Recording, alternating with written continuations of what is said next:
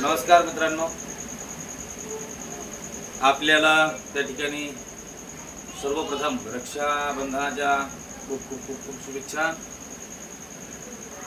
दिनांक 28 ऑगस्ट 2026 रोजी व रक्षाबंधन आहे। हिरण्यकेशी व तैत्तरीय श्रावणी हयग्रीय व उत्पत्ती इष्टी प्रतिपदा श्राद्ध इत्यादी आहेत। तर या दिवशी ग्रहण पण आहे। मग बऱ्याच लोकांचा असा प्रश्न आहे की आम्ही राखी पौर्णिमा साजरी करावी की नाही। तर सर्व जनतेला सांगू इच्छितो की राखी पौर्णिमा सर्वांना साजरी करता येईल, रक्षाबंधन करता येईल, दिवसभर तुम्हाला राख्या बांधता येतात। दुसरी गोष्ट म्हणजे ग्रहण।